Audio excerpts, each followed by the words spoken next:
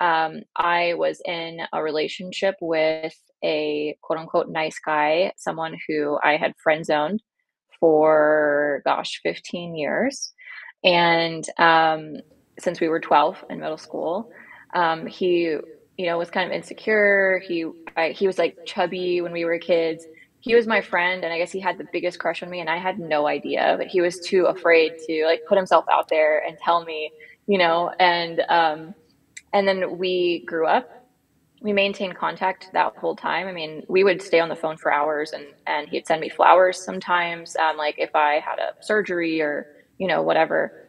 Um, and then when we got older, we both moved to Texas at different times and started dating.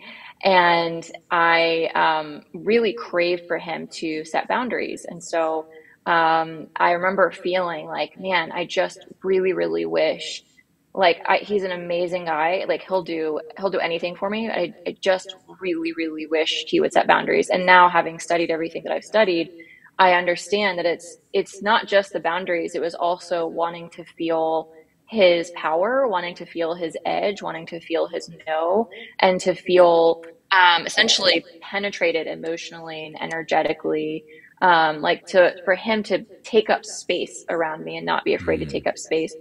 Having waited so long to date me, he would shrink. He would sort of like give me whatever I wanted. He didn't want me to leave, like he didn't want me to abandon him or reject him. He still had some inner child stuff.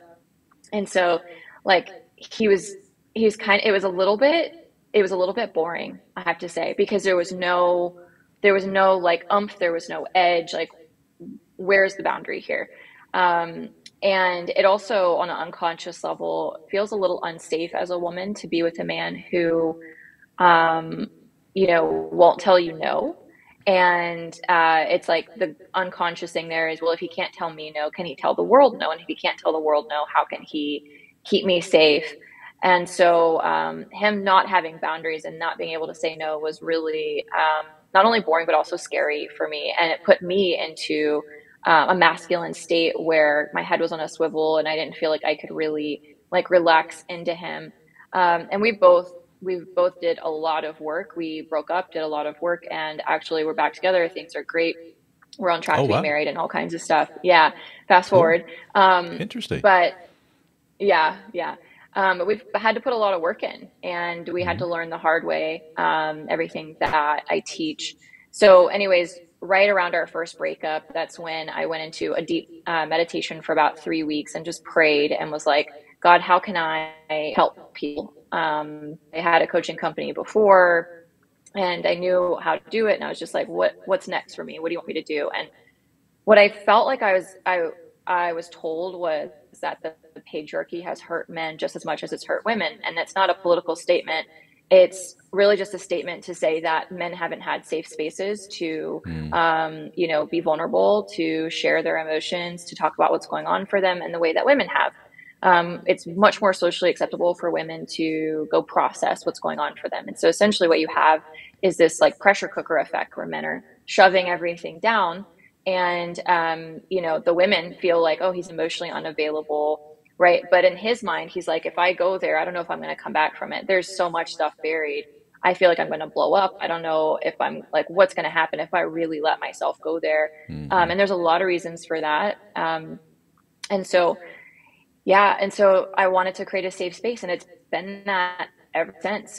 It's an international company. I've had many, many clients. I've spoken to over 2,500 men, and if you include DMs, it's probably double that. But I've consulted and actually coached probably 300 or 400 at this point internationally. And these are men who go from being friend zoned or being in a terrible marriage, being abused, etc., to completely taking their power back, to cultivating their discipline, and really just getting a handle on life in a way where they feel like they're in control. This codependency, Mr. Nice Guy thing. Last time I spoke to Dr. Glover about this, I said, from when he wrote that book 20 some odd years ago to now, you would expect with, this kind of kind of information out in the zeitgeist, if you will, especially with the information that we would see a lot of men doing better. But oh no, no, it's getting worse and worse and worse. As far as, if we had a graph for nice guys, it's going like this. And you got to ask, what the heck's going on here? And you alluded to it at the beginning in the intro. Bingo, the whole family issues, childhood issues.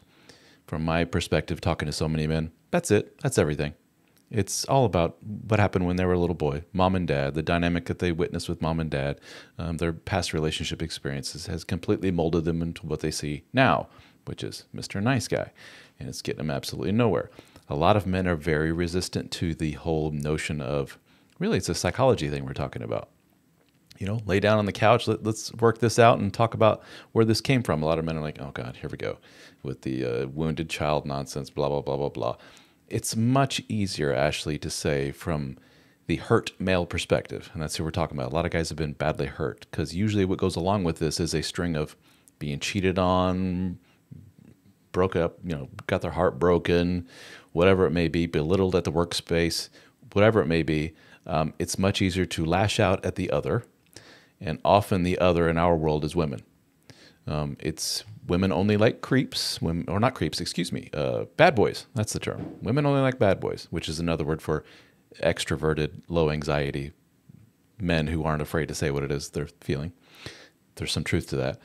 Women only like certain types of guys who have certain looks, certain money, etc. There's no hope for nice guys or good guys like me. They just step all over me and use me and so forth. That's the easy way out, just to wash your hands of the whole thing and just say, I'm out. Way more difficult to say, maybe there's something about little old me that's causing some of this, at least some of this, if not all of this problem. So do you find that men are more apt to wake up, pay attention, and take that in from a lady as opposed to a guy like myself? Do you think you have an edge in that world? I'm laughing. I was muted, so you couldn't hear it, but yeah, yeah. So what I've found is that often my clients don't have close male friends, Mm, and they're much more comfortable with women.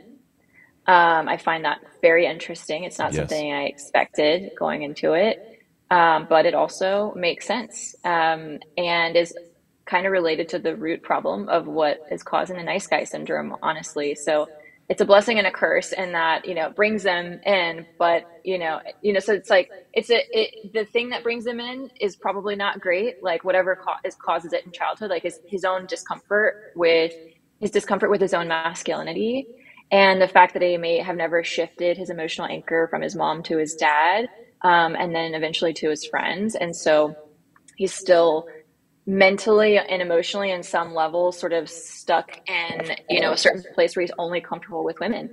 And so while that may not be awesome for him, what is awesome is that it brings him to me so we can work on it. And yeah, and I think that there's something to be said for finally feeling heard and seen by a woman, having a safe space.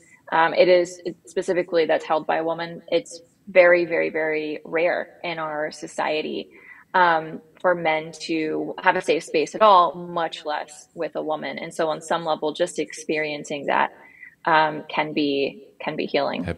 Here's a phrase, Ashley, tell me if guys have told you this. You're such a nice guy. You're such a good guy, is what a lot of people will hear. And what a lot of men will hear, rather. And they will hear that from who? From the woman they're trying to woo and trying to get into a romantic / sexual relationship with. And so he'll try to cross the line into the romantic / erotic side of things as opposed to the platonic friendly side of things. And he just can't get over that hump. And he pushes and pushes in his own little nice guy way. And the common phrase to put the wall up from the woman to say, that ain't you, buddy, is, you're such a good guy. You're such a nice guy. And every man knows, oh, there's the death blow, because we know what's coming next. I'm sorry, I just don't have those kind of feelings for you. It's not going to go there. I'm sorry. I like you a lot, and you're a great guy. You're really, really awesome, dude. You're a super nice guy, but it can't go there. And then men do the whole, and then 2 weeks later, I saw her out with a guy who, in their mind, is just the wrong man for her. And then again, the jump in the logic is, well, women just tend to like what's bad for them. They don't know what's good for them. Because if they knew what's good for them, Ashley, they would go with a man like me, Mr. Nice Guy, Mr. Good Guy.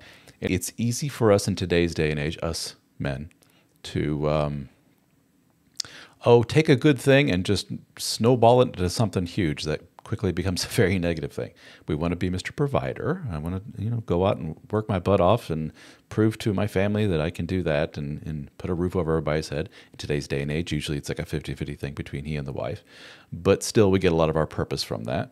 I'm a good father, gosh darn it. I coach every team and I help with the homework and I do all this and that. And I'm a good co-parent slash husband in terms of domestic duties and everything else. And it's very, very easy, actually, when you're caught in what I call the family machine, which it's so easy to get lost in that. And then you lose who? Your sense of self. And I think nice guys are especially susceptible to that condition of losing themselves because all these little actions are all pointing outward. I'm trying to prove to wife that I'm a good hubby, good father. I'm trying to prove these kids this. I'm trying to prove to my employer that I'm a good worker. I'm trying to prove. And there's nothing left in themselves. And it's 10:30 at night every night, and there's like, I haven't done a damn thing for myself. I don't even know who I am anymore. That's a big component of it. The people-pleasing codependent thing, it's very natural for us to lose ourselves in parenthood. Any woman will tell you this. Like, they've lost their sense of self. I don't know who I am anymore. I'm just this breastfeeding, baby-carrying machine. Who am I? And then that lasts in some semblance for the next 18 years until the kid goes out of the house.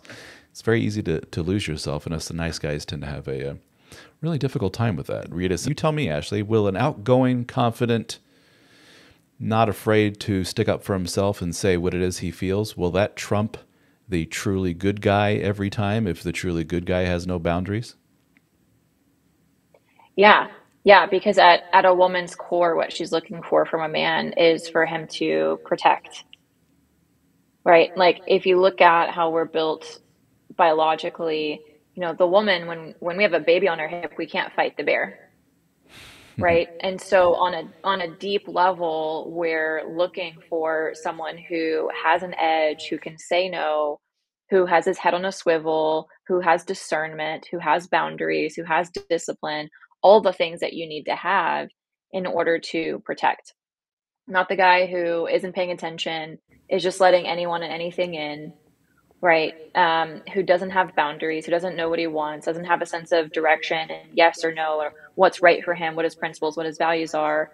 And you have to have a sense of identity for that.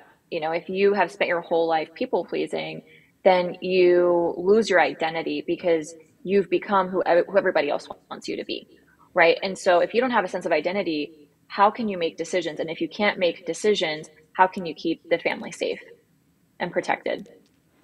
Let me play devil's advocate here for a moment. By the way, I agree with 1,000% of what you just said. Devil's advocate.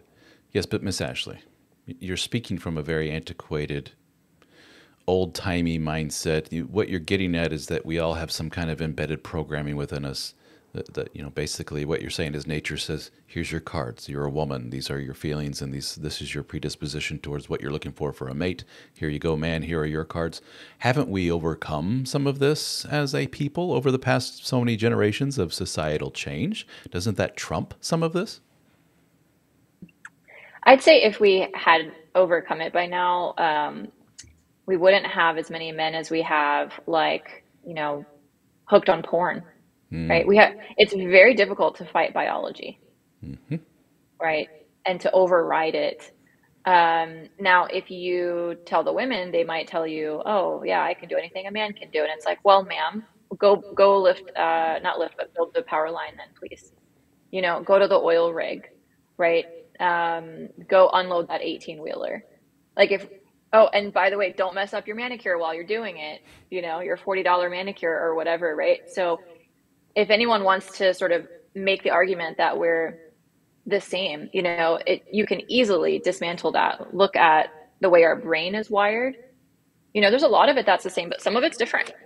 Some of it's different. Men, their brain is more like the hemispheres don't talk to each other as much, Mm. right? So, and then they are also wired to, like, when there's a threat, to execute the threat or to handle the threat.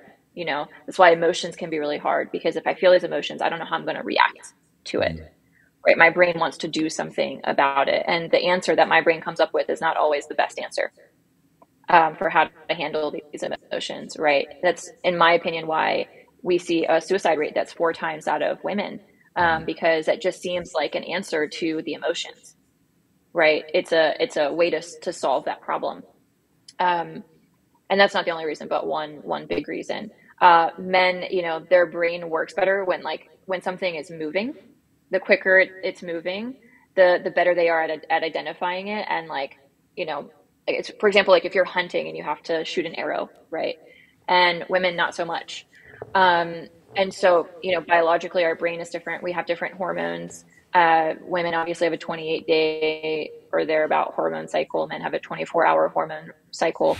And so men are much more equipped for the traditional 9 to 5, wake up, go to work, go to sleep, wake up, go to work, go to sleep, that sort of thing, having 2 days off. Whereas women, we can crank out a bunch of work a couple of weeks out of a month and then need to rest. And we'll wear our bodies down if we don't honor that. And what we're seeing is, very high rates of infertility, very high rates of women having being on depression medicine. Mm. Um, like just people really going against biology instead of working with it. Hyper independence is a modern day luxury. We are designed to be interdependent, and so when we work against that, something's got to give. It's interesting you talk about your past being very independent, I can take care of myself type. And I don't think it's a coincidence, Miss Ashley, that you connected with a Mr. Nice Guy type. Do you? No, no, not at all. Hmm. No, I think that I was a nice guy magnet.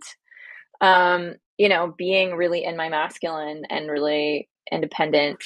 Um, there was, and if you want more to talk about, I have plenty about this, but there was this piece of wanting my validation and approval. And let me tell you, like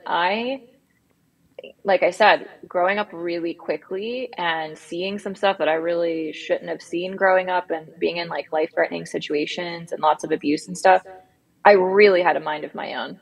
I really did, because you have to. You have to. And so there was something interesting psychologically about wanting the approval and validation of like a strong-willed woman, right? Um, Someone who ultimately, I would say that I was very insecure, and these guys are insecure as well. It's just, and it looks very different. I was insecure on the spectrum of having narcissistic traits, right? And then also depending on the person, codependent traits, like I would switch off. So like Hmm. if there was someone to save, I was all about it, and I would want to save that person, right? So I dated one guy who was a former Marine, heavy, heavy, heavy drinker, Mm. probably should have been in some sort of rehab facility. I invested. I spent $150,000 trying to help him. Yes. Wow. And I was on a teacher salary at the time. So I was working 4 jobs. And then when I started dating a nice guy, I went way over to the like crazy toxic controlling side, you know, unempathetic. Like so interesting the difference there and how I sort of responded differently. But in both cases, I was deeply, deeply insecure. And gosh, that could probably be a psychological study in and of itself, and how I sabotaged someone who was actually trying to love me and chased someone who didn't. Um, but yeah, and I think that the nice guys do the same, right? Yeah. There's something when you have deep childhood trauma or deep insecurities or whatever, where you're trying to get someone to love you who simply just isn't invested, or they're repelled even by it, because ultimately what it is, it's your inner child who is running the show, not the man, right? So what I tell my clients all the time is we have to put your inner child in the passenger seat. He's not allowed to make decisions anymore. Um, you know, until you do that, he's the one who needs the approval and the validation and things like that. And like I said earlier, we're seeing societally speaking, and again, this goes back to the politics thing. From a societal level, when we start to level out the playing field, and um, the divorce rate is as high as it is, women can get their own job, women can do whatever they like. There's nothing wrong with that, but we haven't addressed the other side of the coin, which is okay, now how about the men, right? Um, and what we're seeing is the men like don't know where they fit in. They don't know what their role is. They don't know how to provide and what their purpose is right now. Women, are relatively self-sufficient. Now, that being said, men are responsible for building the infrastructure, right? So they're sort of working along in the background while everybody else benefits and thinks that they're independent, but we all still need men. Mm-hmm. And what we're seeing is boys who, because the family dynamic has really been just destroyed, a lot of boys are growing up without a strong father figure. So he may be around, but he's passive. He may be around, but he's abusive, the father, or he may just not be around at all. And so what happens is around the age of 6 or 7, if the father is not ready to initiate the boy into his manhood and like teach the boy principles and values and confidence and there's so much that goes into that, but little boys are looking for answers to these questions. They want to know how they can be good enough, and they're wondering where they fit into the pecking order, right? It's very, again, kind of tribal. And so if the dad's not around to do that and fill that role, then the young boy doesn't ever graduate. So his emotional anchor stays with the mom. So Mm. around 6 or 7, it shifts from the mom to the dad. And it has to shift for him to start to build that confidence internally. Mom can't coddle him forever, right? Because he won't develop and cultivate the masculinity and the confidence that he needs. So basically, if he never shifts, what does he do the rest of his life? He seeks validation and approval from women because he's never differentiated and like separated from the mom psychologically and cultivated his own confidence. So for example, dad would take the boy out, for example, and teach him how to fish or teach him how to hunt. And maybe the boy has a hard time at first, but the dad is like, I've got your back. I love you no matter what. You've got this. It's okay if you fail. We'll try again. I'm going to teach you. That process is super, super important, not just to learn how to fish and hunt, but for the little boy's sense of self-esteem and for it to be intrinsically sourced instead of coming from the mom. And then once the self-esteem is intact, then he'll be more comfortable being in a group of other men, right? So then around 14, 15, he graduates to like his friends, his peer group, his community, which is why when we talked about, men being more comfortable working with me as a woman, these are men who never went through that process. And so they're uncomfortable being around men because they're lacking the confidence, they're lacking that Mm-hmm. intrinsic confidence. And that's the same reason that they're attracting the women they're attracting as well, and why they're running into relationship issues. Very well put. We see this all the time where I'll talk to a guy, and this is no slight against stay at home fathers, for example, or anyone that's like in a non traditional kind of role, but we will see often those men that kind of take a subordinate role, for lack of a better term, in their marriage. And you will listen to a description of their wife, and she's usually very type A, professional, CEO level, or some kind of high executive, or a doctor or something like that. My wife is a surgeon, by the way, so I can speak to this world well. And what we often see romantically with these guys is, well, there is no romance. Basically, the woman is what they call in psych circles very avoidant in nature. She's been very hyper independent her entire life, was never able to trust anyone except herself. So she's not about to be open sexually, emotionally with somebody and vulnerable in that way. She doesn't want to hear it. Just leave her alone, let her do her thing. And she's paired up with, ironically, the most needy, anxious dude on the planet Earth who's like, I need constant reassurance that you love me. I need constant reassurance that we're okay.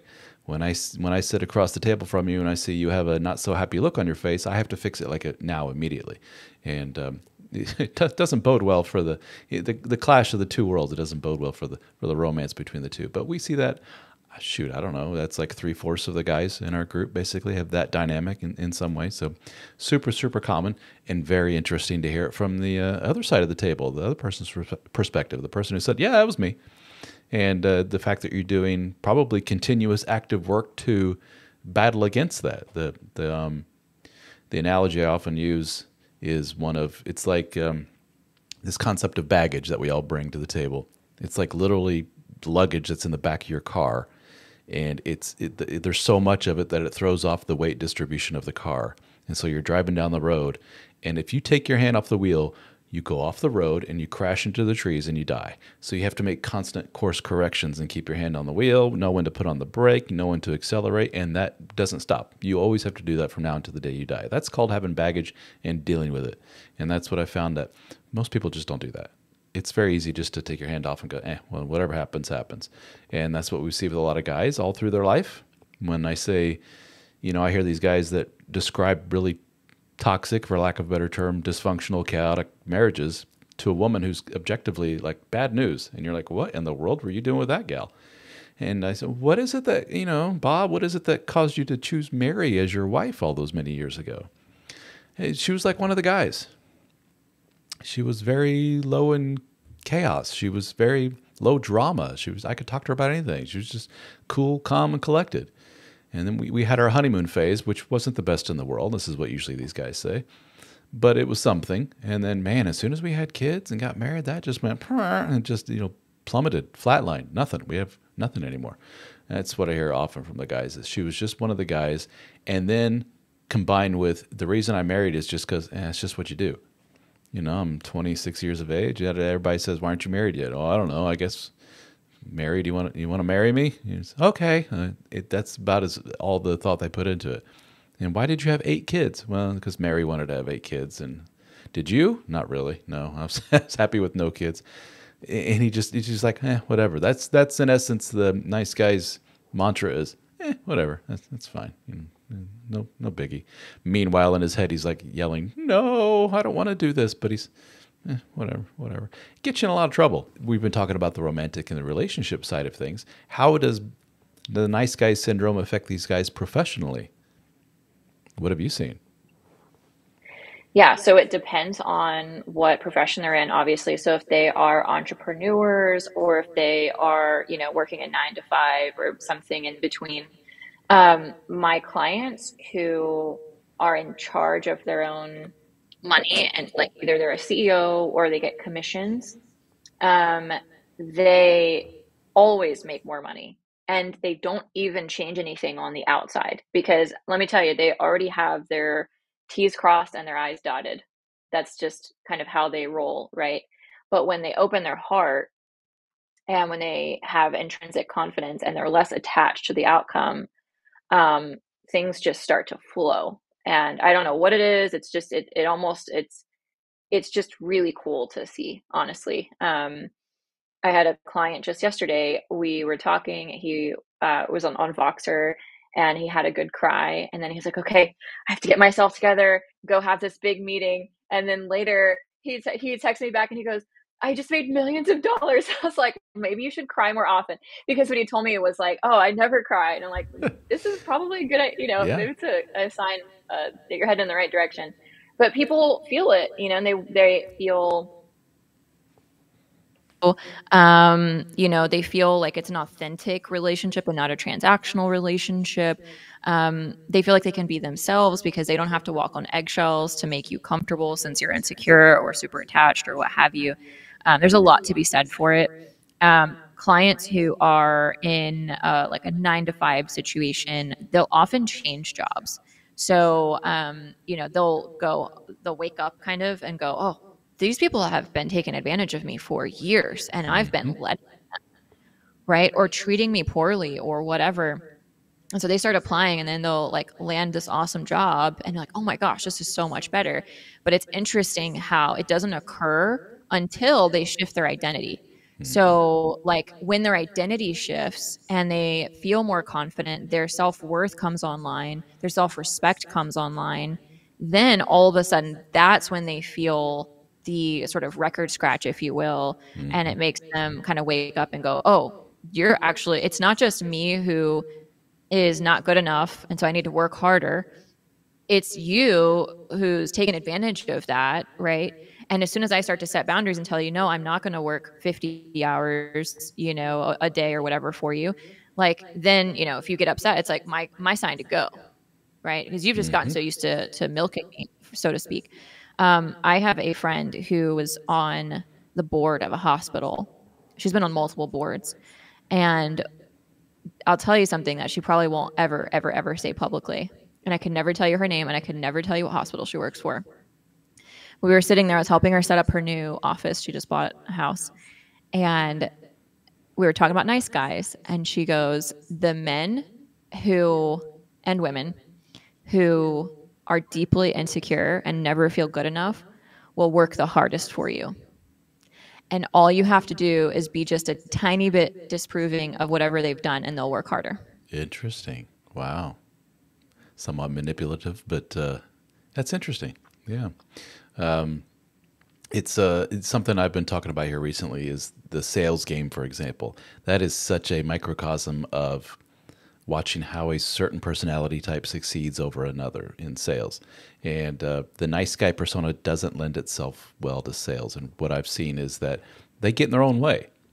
You know, a typical nice guy will over ruminate and think of reasons why he can't make a sale, for example. All these things that get in the way of success. You know, the stereotypical, I used to work for a big company. I used to go all over the place to dealerships for this big company and watch salespeople at work.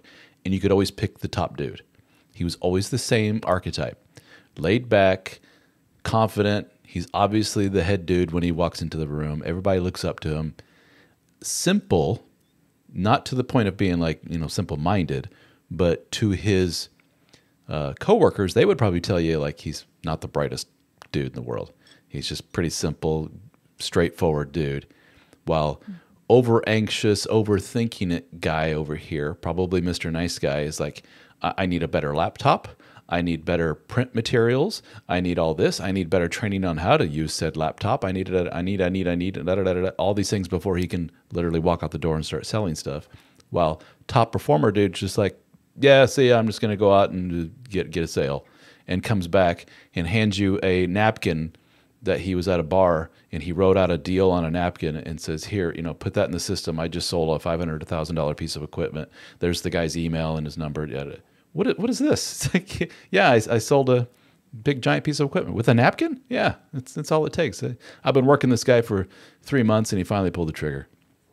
While this guy over here is just saying, one of these days I'm going to have everything I need to succeed. That's how analogous, or how much that compares to the romance game as well. As I can't go out and date, you know, post divorce, because the only men that women want are guys that are so tall, make so much money, yada yada. I have no chance. I need to do this, and this first. And maybe after I lose 10 pounds, I can go out. Versus the guy who's very low anxiety, very not Mr. Nice Guy, just goes out and does it. There's something to be learned from those guys. Just go out and do it. Get out of your head. And yeah, this nice guy thing bleeds over into a lot of different facets of our life. Maybe a good lead into this question. We see this often. I don't know how often you are telling men that you talk to, you may want to go talk to somebody, you know, outside of my little world, you know, therapy, something like that. You're showing signs of pretty severe anxiety, depression, and so forth. This is kind of outside of my purview. Mister, come back to me when you work through those issues. How often you see that? And I think something like dissociative identity disorder would fall under that. Yeah, for sure. So something I recommend for a lot of my clients who have severe childhood trauma, even or especially childhood trauma they can't remember, but they're showing all the symptoms of severe childhood trauma. This happens a lot with sexual trauma, like men who are showing symptoms of potential sexual trauma.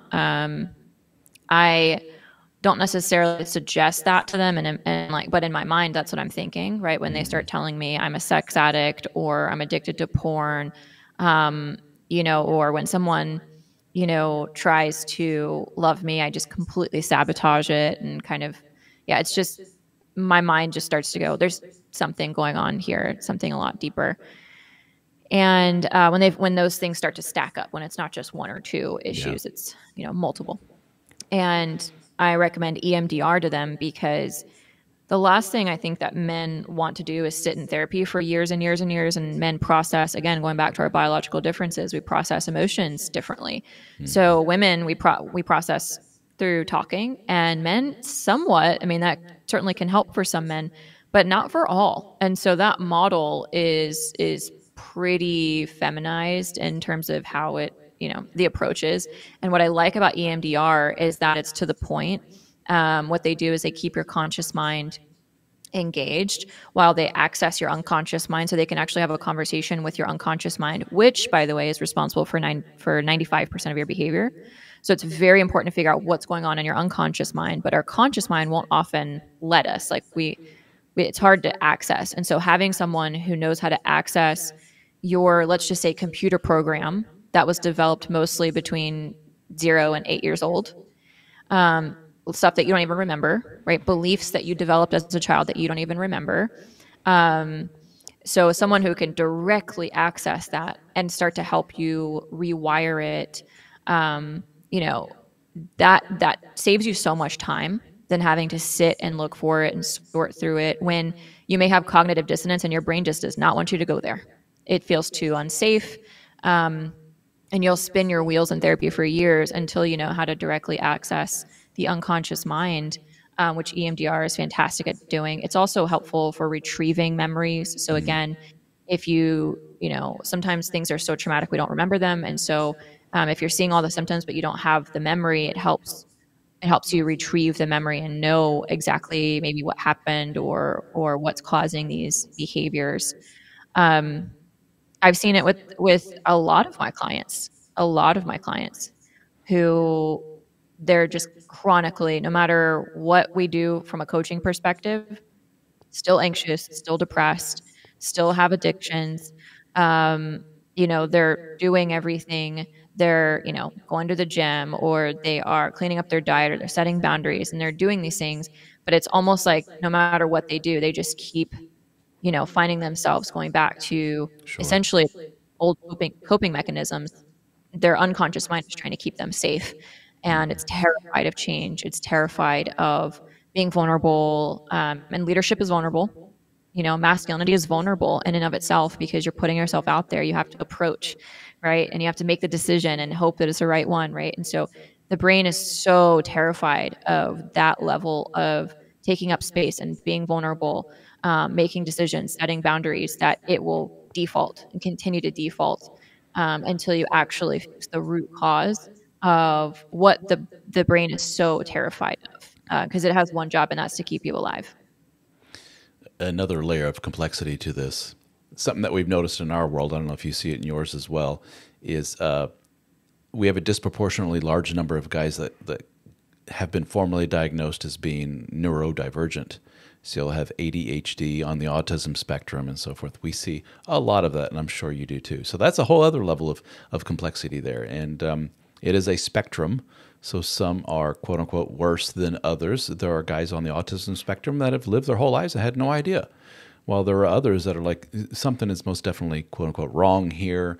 I have a difficult time in relationships with empathy and so forth. And that's a whole other series of challenges there. But we see, quite often, and it's very often that I'll hear men tell me, I haven't diagnosed men, but I've helped point them in the direction of, have you ever considered ADHD or something? Because you're ringing a lot of bells here, mister. And they'll go and get formalized testing and come back and say, I'll be darned, that was it. And now I'm on a pill or a stimulant or something that's helping me keep focus and do everything. And this has just been a godsend to me. So for a lot of those guys, I say, time out. Let's go talk to somebody else about this. I'm not a licensed medical anything. So, but we see that quite a bit. And some of the things that trigger me to go, is, and this sounds terrible, but if you have a child who is on the autism spectrum, for example, the chances of them coming from a mother, father, or extended family, or somebody is also on the autism spectrum, is very high. So that's usually an indicator of, is it you or the wife that is on the spectrum, or both? And then, the things of, I have nothing but a lot of relationship problems. These men will tell me I get very, very hyper-focused on certain hobbies and interests to the detriment of everything else. I'll just dive into topic XYZ and not come up for breath. I'll forget to eat and drink and sleep and everything else. And it's like, that's a pretty big indicator that's not your neurotypical trait. So a lot of guys probably listening to that going, it sounds like me. If that does sound like you guys, there's a lot of help and a lot of things out there for guys like you. Doesn't mean you're broken, crazy, or whatever. It just means you're wired a little differently. And if you can get help with that, and it may come in the form of therapy, it may come in the form of some kind of pharmaceutical help, that may be a big thing to help get you up over the wall, and then you can work with people like us to help you along further. But have you seen that a lot with the neurodivergent community in your world? Absolutely. More ADHD than autism. But I would say, gosh, over 90% of my clients have ADHD. Oh, wow. I Interesting. yeah. Yeah. I'm like, there needs to be a study on this. Like, what is going on with nice guy syndrome and ADHD? And they've been, I mean, diagnosed, right? So they're Yeah, coming in it's not saying, a, I'm taking medicine or yeah. I've been diagnosed or, yeah. And I'll say two sort of symptoms or signs of ADHD that you don't often hear a lot about are them staying up late a lot. And apparently it's because there's less stimulus, so they can think better, right? Like it's their only quiet time. And then two, to your point, not just hyper focused on hobbies, but also women. So the men who are dating, they'll go fast and heavy, and it feels like love bombing to the Yeah. woman. But Yeah. really, what it is hyper focus, and then eventually they lose interest. And the woman goes, "What happened? It was awesome. You said all these things. I thought we were gonna be together forever. You know, like you were so into me. You were calling me all the time, and you were paying attention to every little thing that I said, and that sort of thing." And really gets her hopes up. And then eventually, he just gets bored with it and wants to move on to the next thing. And some people will, start to beat themselves up for that and go, "Oh, I'm such a jerk. Why does this always happen?" Or the women, obviously, will say something like that too. But really, it could just be a symptom of ADHD and something that you have to be really mindful of. I will have to slow my clients down sometimes if they have ADHD and they're dating, and help them be very mindful and Yes. help them pace the relationship appropriately, and really kind of like give it some time to see how they really feel about the person. Is it just a dopamine rush, or are you really, really invested in this person and in alignment with them? They fall fast, they fall hard, and they don't take rejection well at all. They're very rejection sensitive. So that's a very lethal combination for getting into a relationship and jumping into the dating world immediately after a divorce. That's why I tell guys, maybe take a year off from relationships completely. Just work on yourself. Don't go jumping into things, because you're just going to jump right into chaos all over again. You're going to fall in love with the first woman that makes goo-goo eyes at you. And we're talking about there's also another aspect to the ADHD world, which isn't so nice, and it's certainly not the most politically correct thing to talk about, which is, your psychologist would call it hypersexuality. They want it, and they want it a lot and often, and it's never quite enough. I wrote a book about sexless marriages years ago called The Dead Bedroom Fix. So I get a lot of men to me and from that world about, I want to talk about my sexless marriage. And we have guys that do better as a result of working with me, and they'll go from, I was a once a month kind of guy to 3 times a week kind of guy. I'm like, that's a huge percentage jump. Hallelujah. High five. I guess we're done here. Well, not so fast. Because now I want insert some kind of pornographic activity here, like threesomes and all this other kind of stuff. You're like, okay, dude, what's going on here? And sure enough, it's the ADHD thing, the neurodivergent thing. It lends itself to that. So if that sounds familiar to any of you guys, yet another thing to think about there. So